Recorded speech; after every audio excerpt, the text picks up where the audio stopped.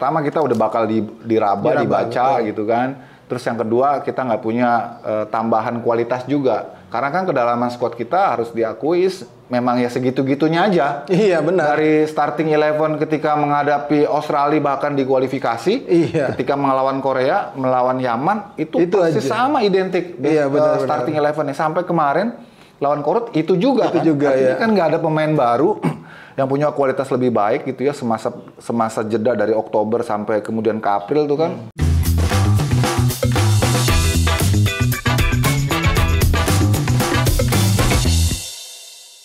Welcome back to Discord, diskusi olahraga bareng Rais, dan kali ini kembali lagi bersama Bang Yuke. Halo Is, apa kabar? Lama nih ya? Iya, selamat Idul Fitri dulu buat teman-teman. Mohon maaf lahir batin.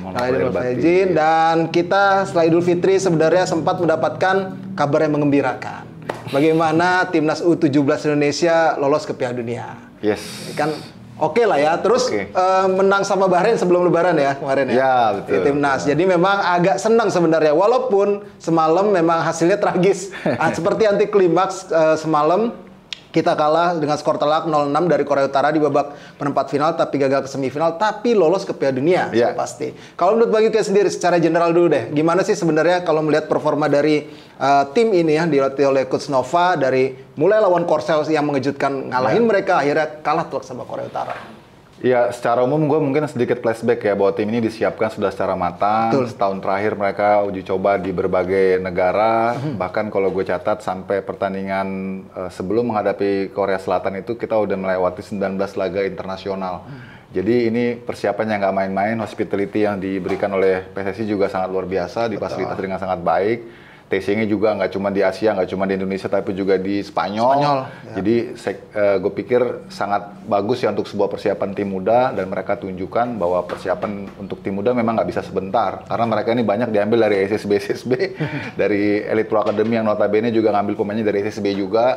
Wajar kalau persiapannya panjang, dan ketika menghadapi Korea Selatan kelihatan sekali kematangan kita ya, karena kebersamaan yang panjang, pemahaman taktik yang sudah lebih baik, dan berjalan cukup sukses. Mereka sangat disiplin.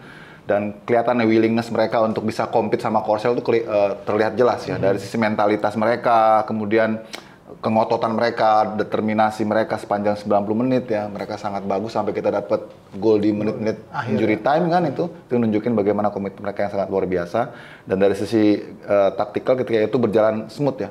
Karena kita mampu membendung berbagai upaya dari Korea Selatan, juga termasuk banyaknya ketidakberuntungan Korea Selatan juga. Iya, benar. Jadi saya kira itu kombinasi antara kerja keras dan juga faktor keberuntungan. Nah, terus ketika menghadapi Yaman ya, kita menunjukkan karakter dan identitas kita yang jelas. Inilah sebenarnya warna dan corak permainan kita yang bisa bermain secara terbuka, bermain dengan inisiatif proaktif. Kita juga bisa. Kan sebelumnya kan banyak juga yang nyinyir ketika kita menang lawan Korea Selatan. Wah, kita menang beruntung doang gitu kan. Ya beruntung kalau nggak ada effort juga nggak bisa juga gitu kan. Dan gue bilang kalau lu mau lihat main indah bukan lawan Korea Selatan, karena kita juga kan mengukur kemampuan lawan ya seperti itu, levelnya di atas kita. Jadi kita harus realistis, pragmatis, dan itu terdeliver dengan baik. Nah, lu kalau mau lihat identitas permainan kita ya lawan Yaman. Dan kelihatan kan lawan Yaman, wah kita bermain punya karakter yang jelas ya. Kita mampu menginisiasi serangan, proaktif, kita udah bikin 2 gol dulu di babak pertama ya kan. Itu baru kelihatan warna kita. Nah, ketika lawan Afghanistan itu beda lagi tuh. Ada eksperimen di situ bagaimana, karena kita sudah pasti lolos setelah mengunci 2 kemenangan pertama. Jadi lawan Afghanistan kita nggak bisa judge juga bahwa itu permainan kita. Karena 7 pemain starternya itu pemain yang belum main kan. Jadi dirotasi ya. Tapi itu pun juga kita dapat benang merahnya karena kita juga bisa bikin gol juga di akhir permainan. Walaupun yang golin juga pemain utama. Iya, itu kan artinya game plan-nya jalan ya. Karena bagaimanapun walaupun kita sudah memastikan diri lolos ke Piala Dunia dari kemenangan 2 laga pertama, kita kan juga nggak mau kalah sama Afghanistan kan. Jadi begitu pas Coach Nova lihat ini pemain-pemain pelapisnya nggak bisa terdevelop dengan baik dalam permainan, ya dimasukin lagi pemain utamanya. Nah, akhirnya pemain utamanya juga yang meng-create peluang dan juga membuat gol. Nah, itu dimensi galaksi yang berbeda, ketika pas di babak 8 besar, ini kita lawan setengah alien kali ya. Karena Korut ini bermainnya nggak gitu lawan Tajikistan, terus lawan Oman ini nggak gitu. Jadi kelihatan ini memang mereka menyiapkan taktik khusus buat lawan Indonesia seperti itu. Apalagi kita tahu Korut ini 11 pemain dari 23 squad finalnya itu berasal dari tim yang sama betul. dari tim yang dimiliki oleh Kementerian Pertahanan Militer dari Korea. Jadi bisa lu lihat kan bagaimana dari sisi disiplin, organisasi, mereka sangat konsisten ya, sangat konstan. Dan kita nggak, gue pernah bilang bahwa Korsel tuh bagus. Tapi Kortu itu lebih disiplin. Korsel itu masih memberikan kita ruang untuk build up play. Kortu enggak. Kita main di belakang aja dia kejar-kejar, dia press gitu ya. Kita belum pernah ngadapin high press seintens itu. Bahkan memaksa dari si Dava itu langsung up terus ke atas terus ya. Karena nggak ada solusi kan. Nggak ada solusi. Dan kemudian ya apa namanya? Sayangnya juga kita kebobolan di menit ke-6 apa 7. Iya 7. Iya awal. Jadi taktikal yang coba diterapkan ketika kita melawan Korsel yaitu melakukan low block, begitu terjadi kebocoran, nggak lama gol lagi, itu langsung buyar udah, konsentrasi dan apa ya kepercayaan diri para pemain itu jatuh ya. Nah itu yang gue lihat terjadi ya di babak pertama, bagaimana kita nggak bisa keluar, tapi kita pikir masih ada rasa bisa nih babak kedua nih kayaknya nih. Baru 2-0 babak kedua, kalau kita ada perubahan cara main dari sisi karakter juga muncul lagi gitu ya. Paling nggak kita bikin 1 gol lagi lah.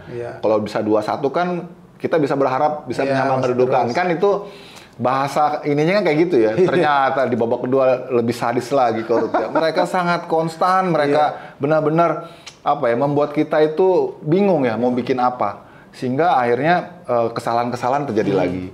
Dan ini gue pikir bagus ya, terlepas dari skor yang sangat telak, tapi buat gue bagus, ini pelajaran penting bahwa nanti di Piala Dunia pun kita akan menghadapi lawan-lawan yang karakternya mirip-mirip kayak Korea Utara gitu ya, yang intens, kemudian juga apa namanya high pressing gitu ya, membuat kita sulit untuk bisa keluar. Makanya gue bilang sebelumnya bahwa kita perlu edit value dari pemain-pemain yang lain ya, maksudnya harus ada vitamin nih, harus ada booster.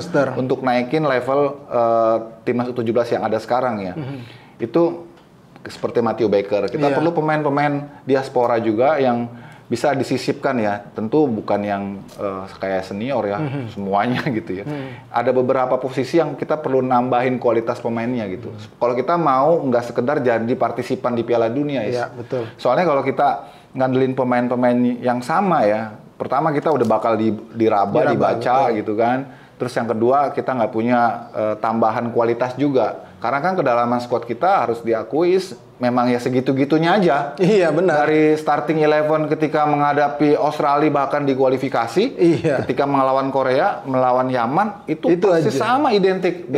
Starting 11-nya sampai kemarin lawan Korut itu juga kan. Artinya kan nggak ada pemain baru yang punya kualitas lebih baik gitu ya, semasa jeda dari Oktober sampai kemudian ke April tuh kan sebenarnya ada seleksi-seleksi, ada TC-TC gitu, banyak pemain-pemain baru yang berdatangan, tapi ternyata kualitasnya nggak bisa nyaingin yang ada sekarang. Artinya yang ada sekarang harus ditambah, ditambah dengan yang lebih berkualitas. Kalau kita mau bicara lebih ke Piala Dunia gitu sih. Iya, ditambah kualitas itu berarti mencari pemain diaspora yang ada di luar negeri.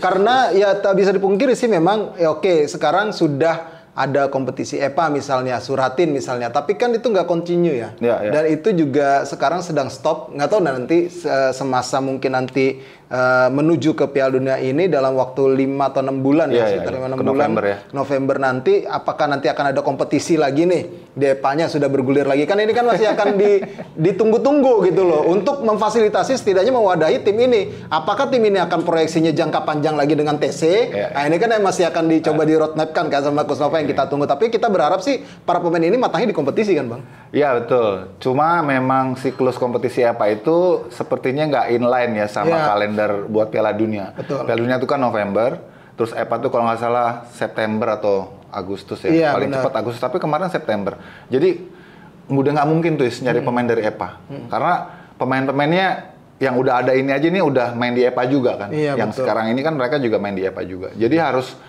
harus cari pemain dari luar, Jangan ngada-ngadain nanti audisi-audisian ya, percuma gitu loh. Kan sebelumnya kan PSSI kalau cari pemain-pemain timnas U16 dulu kan audisi. Ratusan pemain gitu. Cuma seleksi 2 hari, 3 hari. Tolong udah janganlah itu. percuma itu mah nggak ada gunanya. Karena ini kita main di Piala Dunia nih. Bukan lagi di AFF, bukan lagi di Piala Asia, tapi di Piala Dunia. Jadi kemarin gue sempat ngobrol sama Coach Tommy, dia bilang kita setelah event ini kita libur 2 bulan. Lu bayangin kan libur 2 bulan. Iya, libur 2 bulan. Jadi pemain-pemain ini akan dikembalikan ke klubnya, ke EPA terutama ya, karena mereka kan label terakhirnya EPA, walaupun asalnya kan dari SSB sebenarnya. Nah, itu harus dikawal tuh harus ada program yang mengikuti para pemain timnas ini saat dipulangkan ke klubnya. Jadi supaya mereka tetap menjalankan program itu. Tapi di samping seperti itu tentu harus ada inovasi lain ya, dalam arti kalau kemarin misalnya PSSI senior itu banyak mendatangkan pemain-pemain diaspora tambahan ya di saat-saat waktu yang sangat mepet, gitu loh. Iya benar. Bisa gitu. Iya bisa. Sekarang untuk yang junior ya harus bisa gitu loh. Kalau kita atau PSSI pengen kita berbicara lebih baik di Piala Dunia kalau mau ya, kalau mau gitu loh. Harus seperti itu. Kalau memasrahkan dengan skuad yang ada sekarang, gue agak pesimis kita bisa berbicara tinggi. Sayang gitu nih Piala Dunia. Makanya gue minta itu harus dilakukan. Kemudian yang kedua, kalau bisa jangan terlalu lama tuh libur 2 bulan tuh. Lebih cepat lagi mereka dipanggil lagi sambil nyari pemain-pemain yang lain yang mungkin tertinggal ya. Mungkin nggak banyak serpian-serpian yang tertinggal gitu ya. Tapi tetap ini mereka harus kembali cepat. Soalnya kalau mereka terlalu lama dipulangkan, terlalu lama kembali ke rumah, gue takut mereka balik lagi ke habit awalnya. Gitu. Disiplin mereka kendor, kemudian program-program mereka nanti siapa yang mau ngawasin gitu ya. Itu yang gue agak worry. Soalnya usia segini kan masih sangat rentan ya. Rentan godaan lah. Karena kalau di TC itu kan mereka selalu diawasi dalam lingkungan yang positif, terus ada uji coba gitu kan. Benar. Nah, itu yang gue pikir juga harus jadi bagian evaluasi sih, supaya mereka dikumpulin cepet-cepet lah. Ya apalagi kemarin kan sebenarnya mereka, ya gue yakin sih nanti mungkin akan disambut buat pahlawan juga nih, walaupun kemarin kalah kan dari Korut ya. Waktu itu aja Zabi Goli aja sampai disambutnya seperti itu, padahal kita cuma peringkat 3 AFF kan. Nah ini kan yang mesti dijaga juga ya, star syndrome ini Bang. Kalau lu sendiri kayak gimana ngelihatnya timnas U16 sekarang nih untuk bisa jangan sampai star syndrome lebih cepat lah gitu. 17 ya. Iya.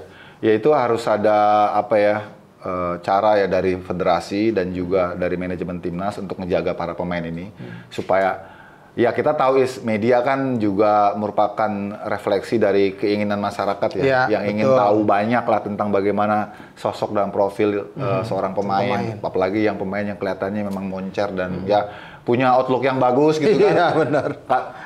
Jadi kita sendiri yang harusnya koreksi ya, jangan terlalu membesar-besarkan sosok pemain-pemain muda ini karena pengalaman yang lalu-lalu kan banyak pemain-pemain yang dari 16-17 zamannya Randy Jiko sekarang mana? Sekarang nggak ada. Karena mereka begitu juara AFF gitu kan, terus bisa masuk 8 besar Piala Asia, wah seolah-olah jadi superstar gitu ya. Banyak terus yang pada wawancara, banyak endorsan segala macam, akhirnya membuat pemain itu lupa jadi jumawa segala macam, akhirnya sekarang hilang. Nah, gua harap hal itu jangan terulang lagi. Tadi lu udah bilang bener kayak ada beberapa nama ya kayak Goli, Evandra gitu, Fadli, itu Fadli. Kita harus protect itu. Itu Mirza harus ada juga.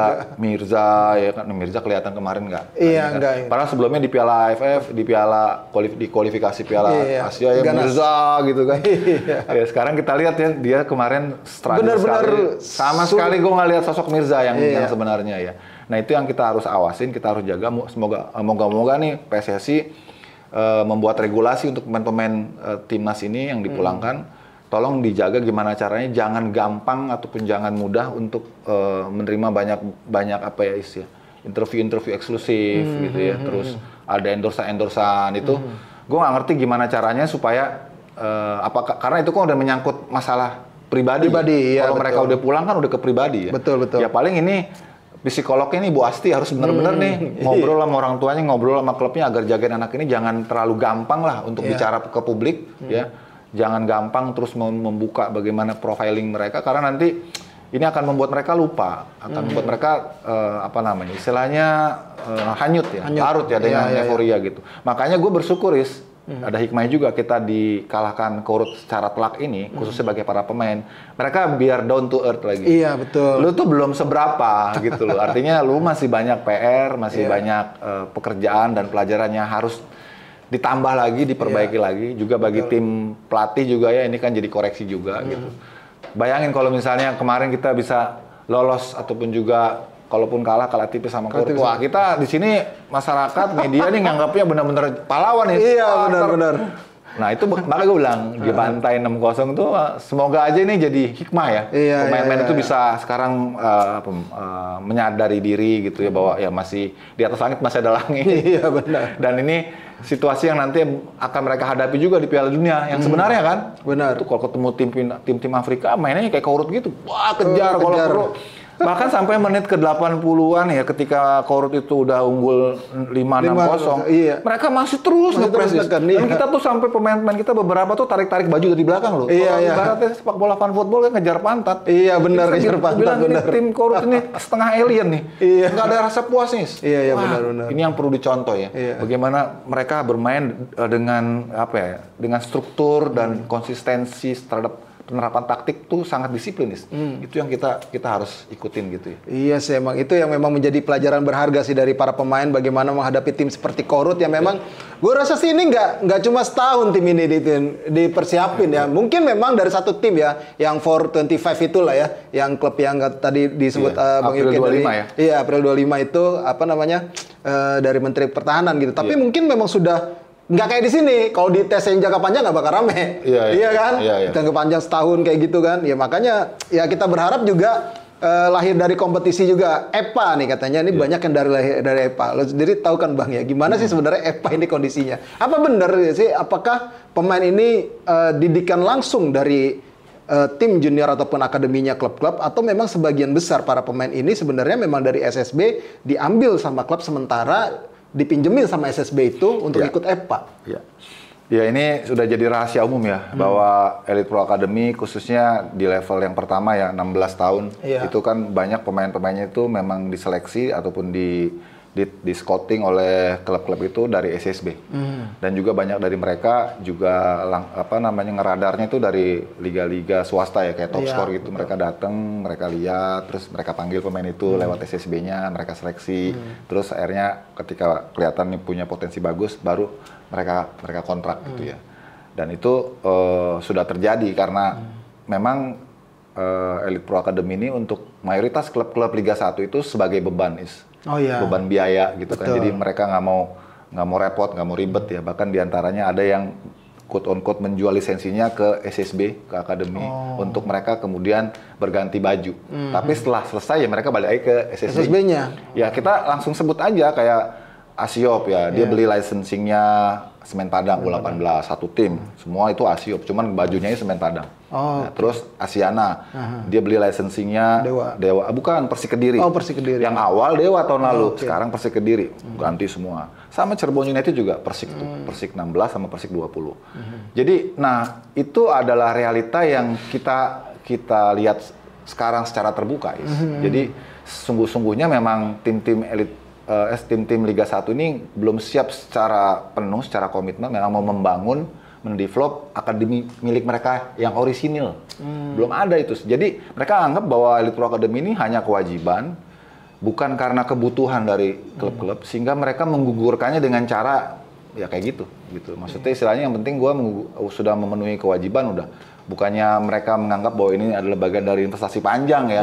Harusnya mereka bikin sendiri. Kayak Persija sekarang kan mereka buat soccer school juga, boarding school juga, elite juga ada gitu. Nah, harusnya klub-klub Liga 1 yang lain juga melakukan hal yang sama gitu ya. Jadi mereka nggak bersaing sama SSB. Jadi mereka membangun sendiri kolamnya gitu loh. Bahkan sekarang yang Persija dari soccer school maupun yang juga Persija Elite itu ikut Liga Top Score. Karena mereka tahu bahwa begitu banyak istilahnya pemain yang mereka miliki saat ini itu nggak semuanya bisa terakomodasi di kompetisi yang mereka buat. Oh iya, benar. Kompetitiveness-nya juga itu kan bisa dipertanyakan ya. Tapi kalau mereka gabung ke kompetisi swasta ini kayak Liga Top Score ini, di sini kan tim-tim kuat semua nih.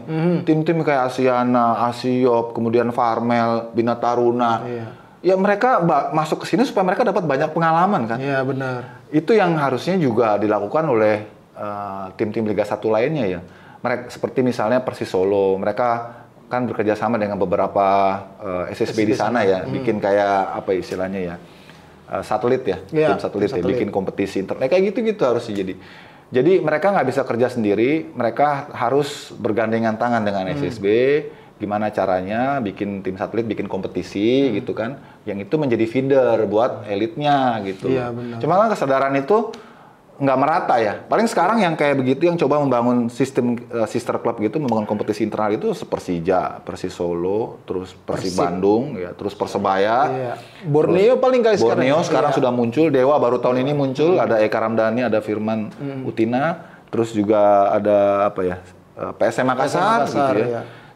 Nah, ini yang gue kira ke depannya kalau memang PSSI ingin bahwa tim-tim profesional membangun youth akademinya secara murni ya dari hasil pembinaan mereka, maka harus ada pengawasan rekrutmen.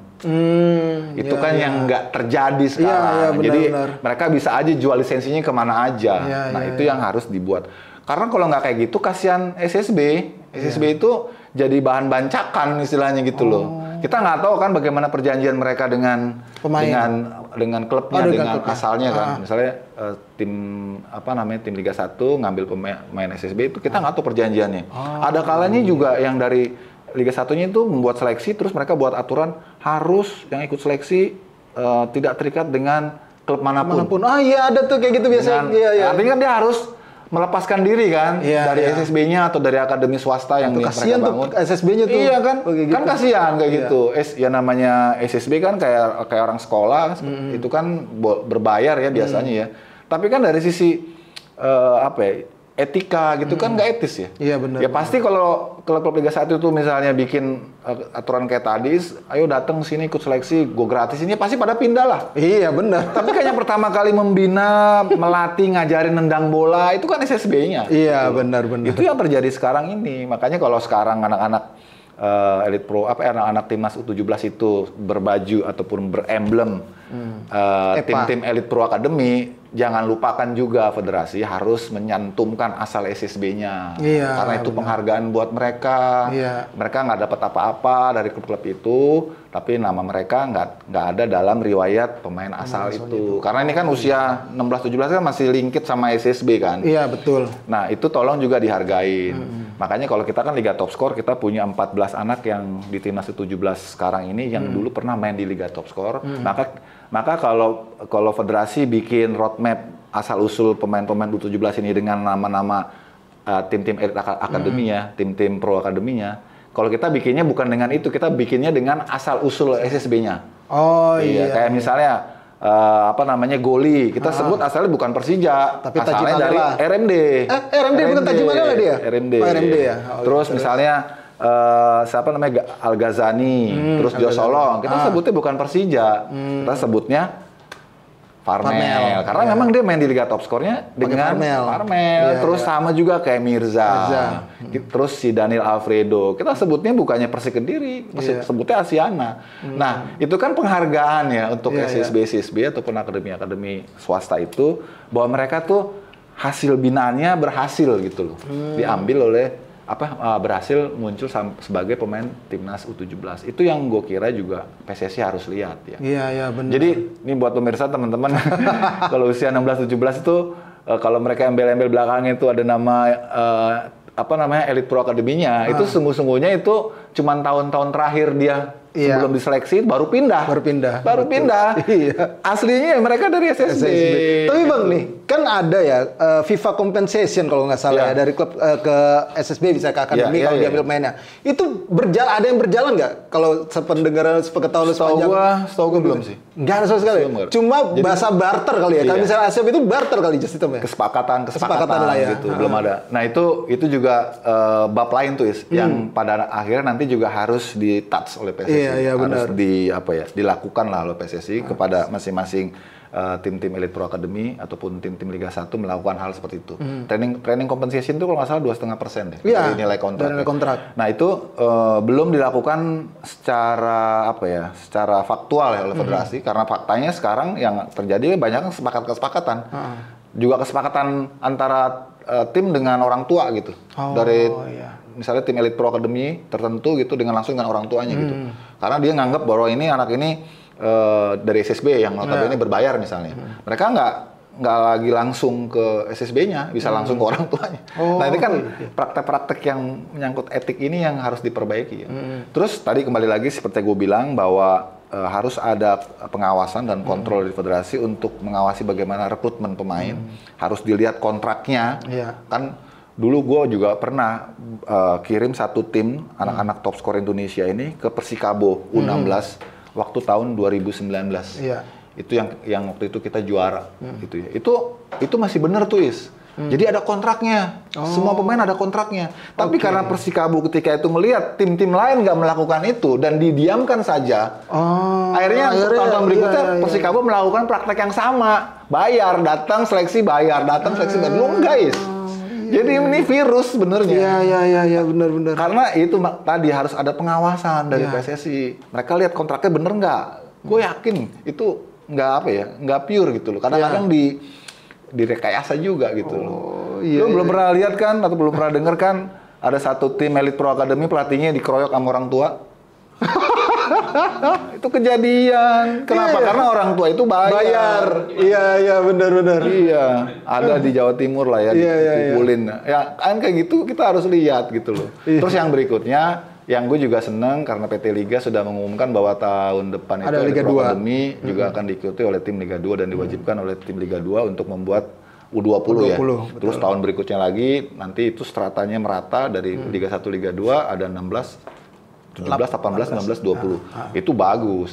Kalau saja itu juga dilakukan di level amatir, suratin gitu ya. Wah, itu lebih kaya lagi, sekolah kita lebih luas lagi gitu. Iya sih emang. Nah, bicara Liga Top Skor deh. Udah banyak masih pemain timnas, lu ngeliatnya gimana Bang sekarang?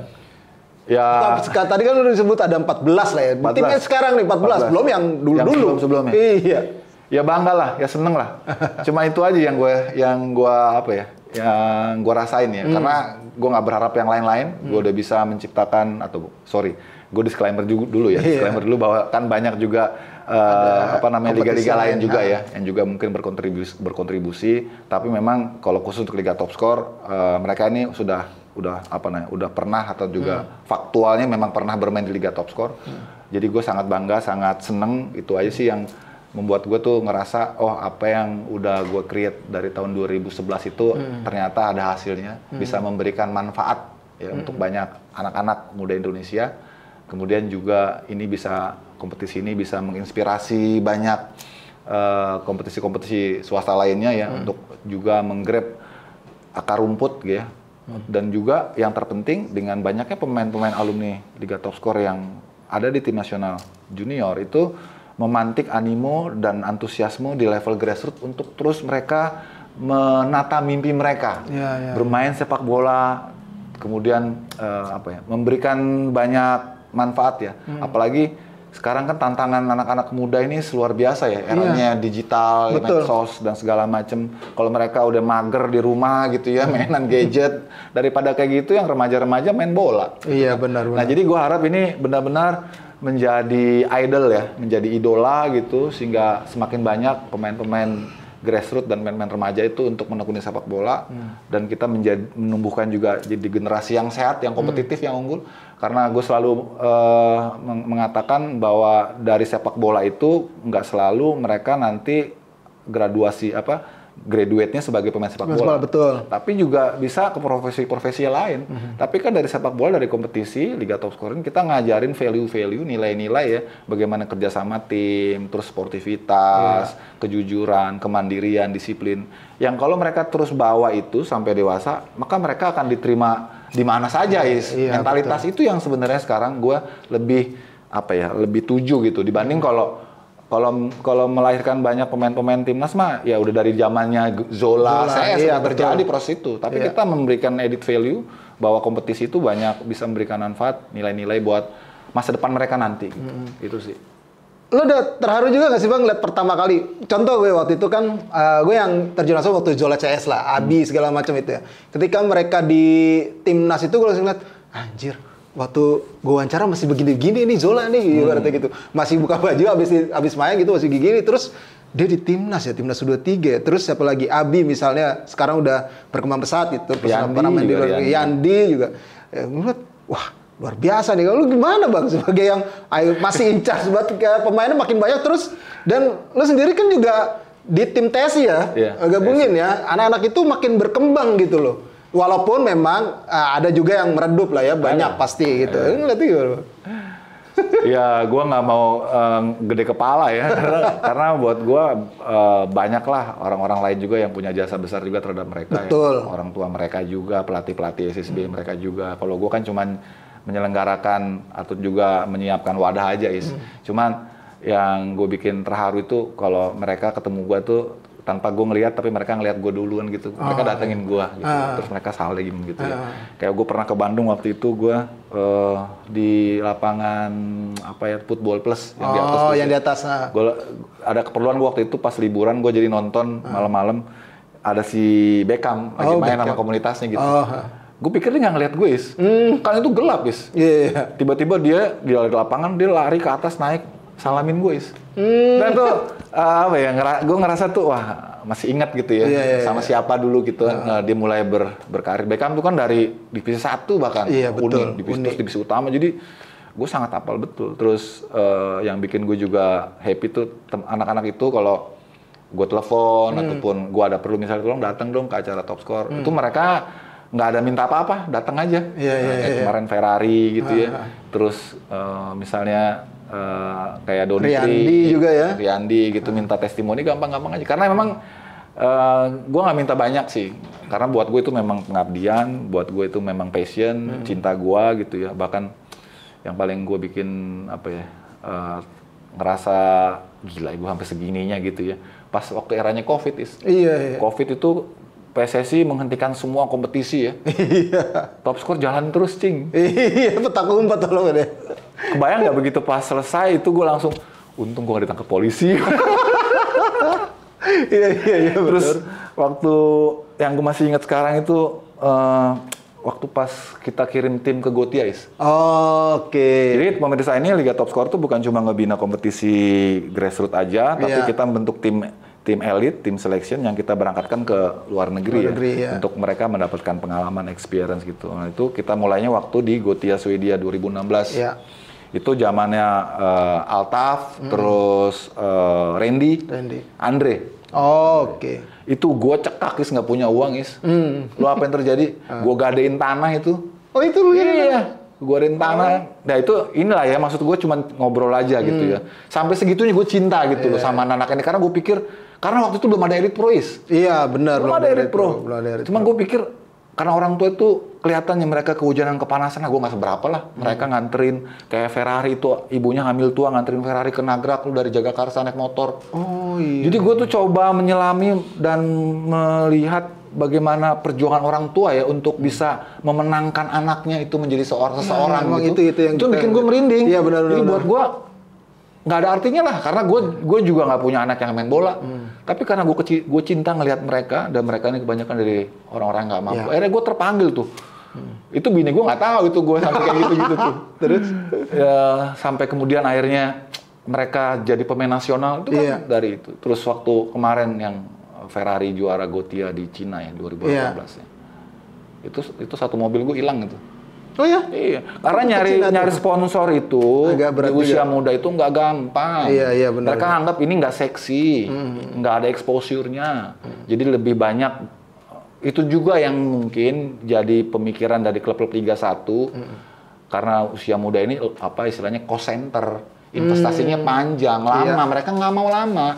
Tapi kalau gue kan nggak punya, gue bukan pengurus PSSI, gue bukan pemilik klub, gue bukan orang tua siswa, gue memang karena kecintaan gue aja sama anak-anak muda ini, anak remaja ini gitu ya, punya tanggung jawab lah, rasa tanggung jawab gue. Ya gue lakukan aja gitu, pokoknya nggak ada iming-iming apa-apa gitu.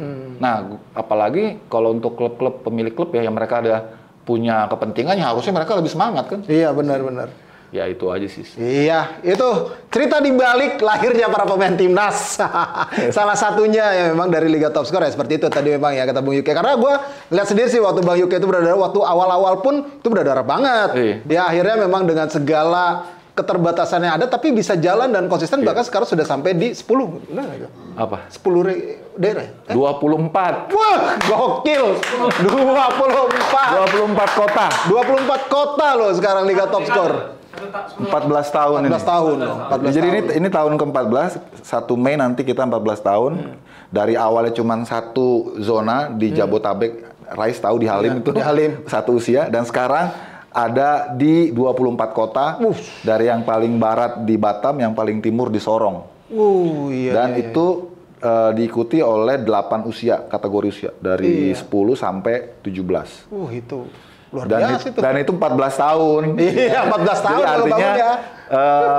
proses itu nggak serta-merta ujuk-ujuk simsalabim. Gila, gitu satu kan. mobil, gade tanah, tapi udah balik. Alhamdulillah udah balik. Udah balik. Kalau udah Karena balik, itu rezeki itu tergantung apa yang kita donasikan. Iya, Jadi akan benar, datang benar. dari tempat-tempat yang tidak disangka-sangka. disangka-sangka. Iya, benar. Karena ada tuh hadisnya tuh ayatnya tuh. Iya. Lain sakartum, lain jadanakum, inna azabila sadid. Itu dia. Oke, sampai di sini dulu. Setelah tadi ada pesan dari Bang UK untuk episode kali ini, mudah-mudahan para pemain timnas kita bisa berprogres, kemudian bisa tampil lebih baik lagi nanti di Piala Amin, Dunia. Kita nantikan. Ya mudah-mudahan Coach Novan juga nggak dipecat ya Bang ya. Ya jangan dong, jangan. Janganlah, jangan diganti ya. Jangan diganti. Kita berharap itu. Oke, itu dia untuk episode kali ini. Terima kasih. Jangan lupa untuk follow sosial media Skor Indonesia baik di X, Instagram, kemudian di TikTok, di Facebook. Terus subscribe juga channel YouTube kita. Pengen menuju 500.000 ya, gitu aja dulu ya. Amin. Amin. Dan terus apa namanya? Kita juga ada di Noise. Dengerin terus di noise.id. Di situ ada di Discord juga. Kemudian jangan lupa untuk berita update olahraga ada di skor.id. Dengan demikian gue Rasatnan. UK. Sampai jumpa lagi.